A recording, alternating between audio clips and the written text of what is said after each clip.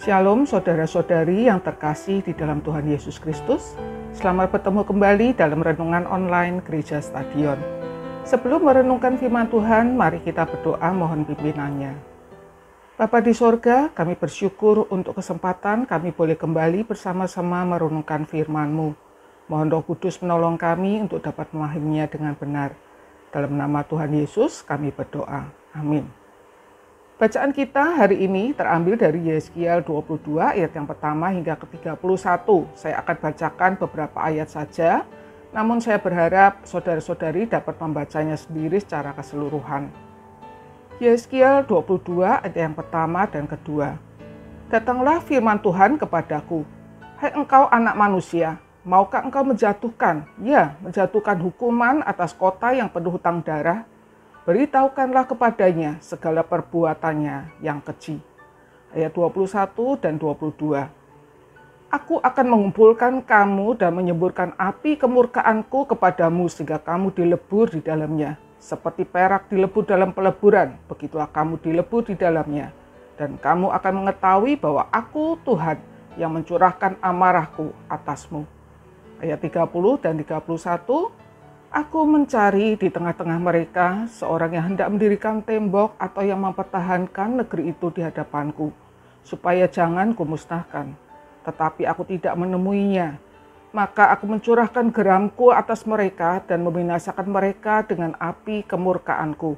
Kelakuan mereka aku timpakan atas kepala mereka. Demikianlah firman Tuhan Allah. Pada bulan Februari tahun ini telah mulai beroperasi jalan tol Semarang-Demak. Tol ini bukan sekedar berfungsi sebagai jalan untuk mengurangi kemacetan, tetapi sekaligus juga sebagai tanggul untuk mengatasi banjir karena air laut pasang. Seperti sebuah tanggul yang sangat penting bagi kota-kota di pesisir laut untuk mencegah air laut membanjiri kota, begitu juga tembok kota sangat penting bagi kota-kota di zaman dahulu untuk mencegah musuh membanjir masuk ke dalam kota. Bangsa Israel pada zaman Yeskiel telah diserbu oleh kebobrokan moral dan spiritual sehingga Tuhan berfirman bahwa Ia akan membinasakan mereka dengan api murkanya. Namun demikian Tuhan masih mencari di antara bangsa Israel orang yang bersedia membangun tembok spiritual untuk menghentikan kebobrokan mereka dan berdiri di hadapan Tuhan untuk membela mereka dan memohonkan belas kasihan Tuhan bagi mereka. Dulu, ketika mereka dalam perjalanan keluar dari Mesir menuju Kanaan, mereka juga telah membuat Tuhan murka sehingga Tuhan mau memusnahkan mereka. Akan tetapi pada saat itu, Musa berdiri di antara Tuhan dan bangsa Israel untuk memohon belas kasihan Tuhan. Dan Tuhan pun mengurungkan niatnya. Ada banyak contoh lain dari tokoh-tokoh di Alkitab yang berdiri di hadapan Tuhan untuk memohonkan belas kasihan Tuhan bagi mereka yang sedang menghadapi murkanya. Dan Tuhan mendengarkan permohonan mereka. Tuhan Yesus bahkan melakukannya untuk mereka yang telah menyalibkannya. Ketika di atas kayu salib, Ia berdoa agar Bapanya mengampuni mereka. Tindakan Yesus ini kemudian diteladani oleh Stefanus yang berdoa bagi orang-orang yang tengah merajamnya dengan batu.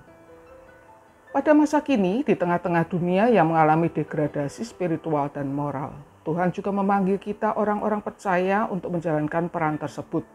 Bagi keluarga kita, bagi komunitas kita, bagi kota kita, bagi bangsa kita, dan bagi dunia.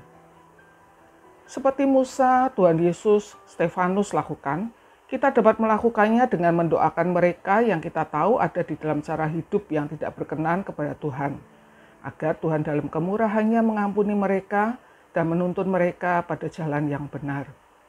Jangan kita bersikap tidak peduli atau malah menggosipkannya. Jangan kita putus asa dan berhenti mendoakan ketika kita belum melihat dampaknya. Selanjutnya, kita dapat memberitahu mereka dan mengarahkan mereka pada jalan yang benar. Tentu ini bukan hal yang mudah, bahkan menanggung resiko menghadapi kemarahan dari orang-orang yang kita tegur. Sama seperti yang dialami oleh para nabi yang diutus oleh Tuhan untuk menegur bangsa Israel. Hal ini mungkin juga tidak menyenangkan bagi kita, karena hati kecil kita mungkin lebih suka orang tersebut dihukum Tuhan. Seperti yang dirasakan oleh Yunus ketika diutus Tuhan ke Niniwe. Akan tetapi ketidaknyamanan ini tidak boleh menjadi penghalang bagi kita untuk melakukannya. Jikalau kita ada di posisi orang yang sedang berada di dalam ancaman murka Allah, tentu kita juga berharap akan ada orang yang bersedia menjadi pengantara bagi kita di hadapan Allah dan yang bersedia memperingatkan kita.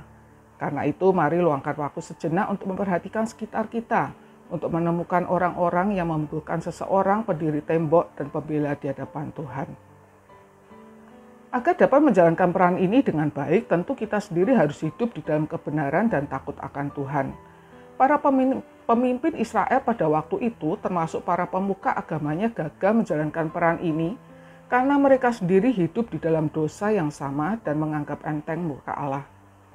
Kita juga perlu membangun tembok bagi diri kita sendiri, agar tidak dibanjiri oleh budaya dan cara hidup dunia yang dicemari dengan dosa, yang menyusup masuk melalui pemikiran-pemikiran yang sepertinya benar. Banyak film-film yang beredar saat ini, termasuk untuk remaja, yang mengisahkan hidup bersama tanpa pernikahan, kelicikan, kebencian, dan balas dendam, dan lama-lama itu dianggap hal yang biasa. Bahkan Disney yang kita harapkan dapat memberikan film-film yang bermutu bagi anak-anak kita juga telah dengan terbuka mendukung paham LGBTQ. Satu-satunya cara agar kita tidak terkontaminasi oleh ketidakbenaran ini adalah mengisi pikiran kita dengan yang benar, yaitu firman Tuhan. Ayat 30 dan 31 juga mengingatkan kita pada apa yang telah Tuhan Yesus lakukan bagi kita. Ia bukan hanya berdoa bagi kita, tetapi ia menggantikan kita, penanggung murka Allah, agar kita yang percaya kepadanya dibebaskan dari murka Allah. Ini adalah berita baik yang harus kita bagikan kepada mereka yang belum percaya kepadanya. Mari kita berdoa. Tuhan Yesus, terima kasih karena Engkau telah menggantikan kami menanggung murka Allah, sehingga kami yang percaya dibebaskan dari murka Allah. Tolong kami untuk membagikan kabar baik ini kepada mereka yang belum percaya. Beri kami hati yang peduli kepada mereka yang sedang berjalan di jalan yang salah, untuk mendoakan mereka dan mengingatkan mereka. Kami berdoa dan bersyukur dalam nama Tuhan Yesus, Juru Selamat dan Pengantara kami yang hidup. Amin.